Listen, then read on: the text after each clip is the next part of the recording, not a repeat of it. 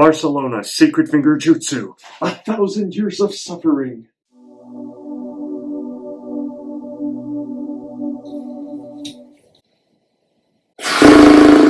I know this is why you're all here. You're here to watch me suffer. So, let's do this one first. My emotions are more dead than Barca's finances. I feel nothing, and I'm going to try not to let my Barca bias affect— Worst referee! Worst referee! Horrendous decisions! Ridiculous decisions! Awful decisions! Shambolic decisions! Horrible referees! Horrible referees! So, the Coolers started well, taking an early lead through Rafinha. They would carry on this momentum to— Oh no, oh no, oh no, oh no.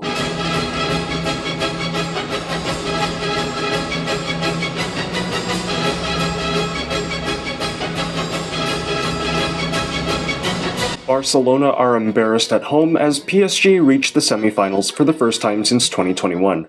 Don't get me wrong, I think Xavi has potential to be a fantastic manager. To have someone like Luis Enrique on the ropes is no easy feat, but this match really showed his inexperience. We were dominating PSG until that red card, and seemingly there was no plan B once we were down to 10 men. Everyone just seemed to panic after Araujo got sent off. Speaking of which, I have seen a lot of our fans blame the referee for Barca's elimination, and to be honest with you, no, I don't see it.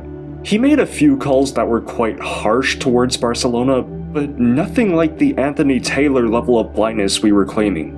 While the ref did play a part, in the end, we have no one to blame but ourselves for imploding the way we did.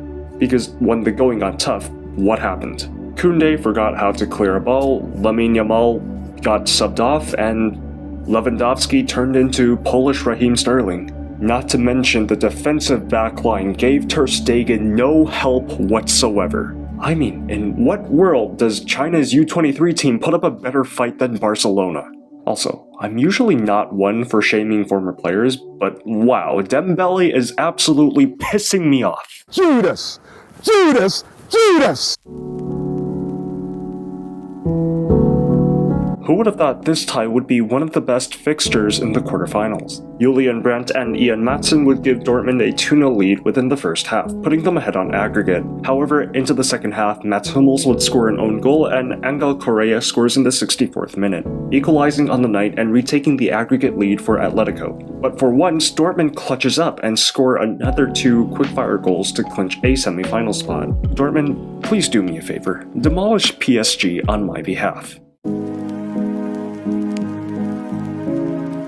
In the first half, Arsenal dominated proceedings but wasted a host of good chances. While Bayern initially struggled, they found their footing in the second half and eventually made Arsenal pay for their wastefulness, with Guerrero finding Kimmich's head to give Bayern the lead. Tight 1-0 win to Bayern as they advance to the semi-finals. I don't think anyone should be surprised by this result after what we saw in the first leg. In retrospect, this Arsenal side was a little bit overhyped. They have quality, without a doubt, but they're still raw and inexperienced in Europe. So I feel Arsenal fans shouldn't feel too down about this and just focus on what needs to be improved for next time.